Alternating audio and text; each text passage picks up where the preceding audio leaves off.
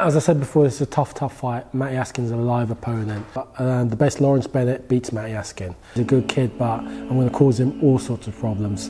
But I tell you this, I'm coming to fight, and he knows I'm coming to fight. So when I get in there, 10 ounce gloves, and I'll start punching in his face, we're going to see if I can fight. Because I'm so excited, because just to prove people the level I'm at, and all the people that believed in me from the start. You weren't one of them. No, Paddy wasn't. I admit. Paddy wasn't. A few other guys wasn't. But do you know what? I hadn't seen enough of you to know what your ability was. But I didn't think you had the right attitude. I didn't think you wanted the fights, the big fights. I didn't think you maybe trained hard enough. That's an outsider's looking in. I'm not with you every day to prove that. But I've noticed a change in, I don't know, the last 18 months, I suppose. And you've won me around, and I think you've won a lot of critics around. Have you felt that? Have you felt that a lot of the people that doubted you are now coming back saying, do you know what, Lawrence? We think you are the real deal now. Oh yeah, I do. I do like it, because I see like so many people that ripped me off after the Courtney Richards fight, and a lot of people that said, well, he can't move his feet, he can't jab, or he's only got a jab, or he doesn't punch hard enough. And I've some inboxes and people say, oh, fair play to you doing your thing. But it was never really about them. Like, it was never like about anyone else or what they thought of me. It was about me proving to myself. Because at the end of the day, I've got to go in the ring. And no matter what, if everyone tells me I'm great, if everyone tells me I'm brilliant, I'm the one who's got to step in the ring, and I've got to believe. And from the start, I believed that I'm a top level athlete. Whatever sport I've decided to put my mind to, I know I'm a top level athlete. People might say, oh, what? How do you know that? Because I know. I know that is what I am born with as a gift. And if I work hard and I put the work in, I know I'm at that level. Same with running, same with rugby, football. If I put myself in that position, I know I could have done that. I've chose boxing, and I'm proving it again. And yeah, some people coming around, some people won't come around. But it's for me to just keep pushing. And if the dream comes to an end, English title, after 8 fights, that's not bad. I've had 10 fights in total, southern area, defended it, fighting for an English title. And if this is my level, then what more can I have done? I know people that go through their entire career, never hold the southern area, never hold a area title, never fight for an English, never move on. And I've done that within 8 fights. So I'll sit back and I can tell the story to my kids like, listen, Daddy took a fight in 18-hour notice in front of 5,000 or people and won. So I'm happy with that. Came out with a massive great trophy. Yeah. It cost me like £100 to get back. But listen, it's a memory, and I'm enjoying the ride.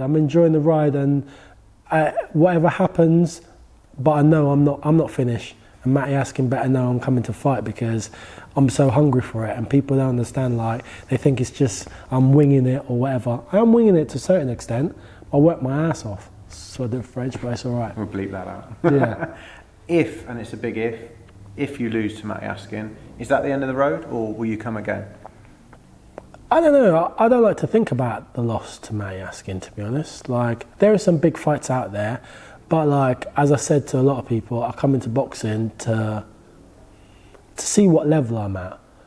Boxing, you find out your level, and I think some fighters, they hide behind their levels. They kind of like, they pick the fights that will keep them going, or pick the fights that will make them look good. But I haven't done that. I've been chucked in the deep end, and I've been swimming. So Matty Askin beats me. Well, fair play to him, because he either had to be working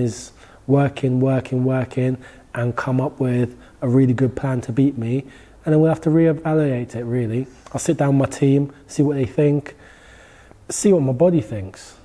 Like, I'm not even thinking that, because I do believe, as I said, I beat Matty Askin. I know if I execute what I know I can, I beat Matty Askin, and then we'll have the discussion, can I beat the British champion? Then we'll do that. And I know, like, we all get found out, but it's what level. So I don't think my level is English. I think my level is above that. So we'll set another goal after I get the English.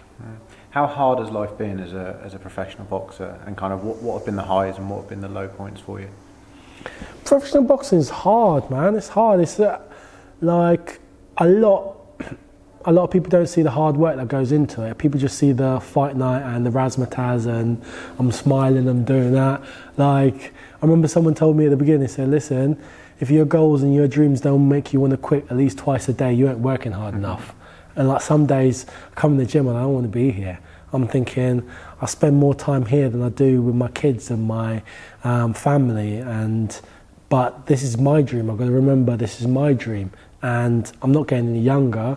And I know it's a short-lived career. So I'm putting in the work now so that I can look back on it and go, well, yeah, you done it. Like, show my kids a picture of me with like six-pack and that, and when I'm fat and bald and that, they'll be like, that weren't you, Dad. But no, that is me. So there's that bit. But this is my dream.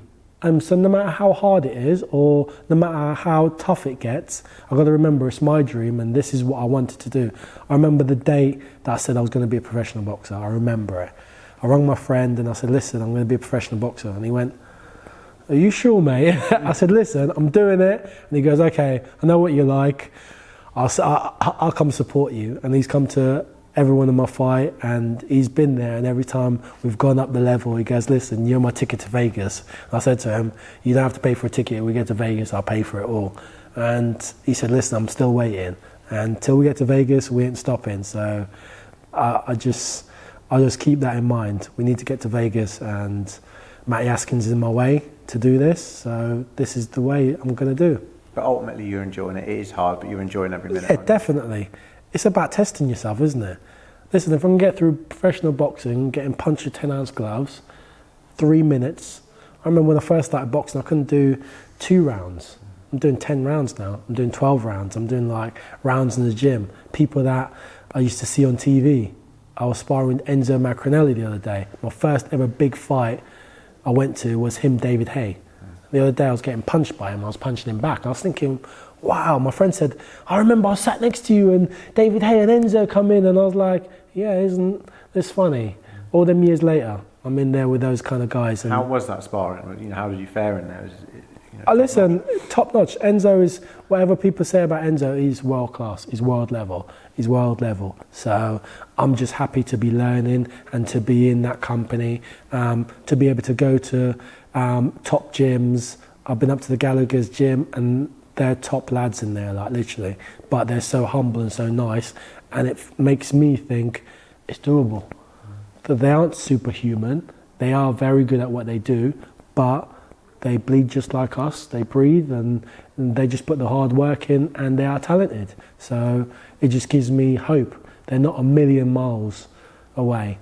And that's what I like, and they're really humble guys, and I really like that, and just blessed, as I said, to see those guys on TV and then to be getting punched by them. It's beautiful. Strange way of putting it. Yeah, but it's true. You've got the press conference coming up. I think, is it next week? Yeah, next week. Matty going to be there as well, so it's going to be a head-to-head? I think Matty Askins coming on. Doesn't matter to me. Like, I'm not one. I talk a lot, but end of the day, we respect each other. He knows I'm coming to fight. I know he's coming to fight because he wants that English title. That's all he's got to hold on to. He knows that he has to keep that to have any chance. But I also know that's my key to the next level. Southern area was there, English, British, and I'm getting all the belts. If you got a belt, I'm coming for him. Like, that's it. If you haven't got a belt, I don't need to fight you. Stop mentioning my name, and that's it. Who are you talking about there? Listen, any of the cruiserweights who hasn't got a belt or isn't ranked higher than me, I don't need to talk to you. Unless you got a belt, ranked higher, then you're just talking. Fight your way into position, then you can mention my name. Until then, I've got bigger fish to fry. Excellent. Well, thanks, Lawrence, for joining us on your birthday, and I know you've got to get back to training with Islam now. Yeah. We wish you all the best of luck on October 17th. Cheers, mate. Cheers, buddy. Grab some tickets as well.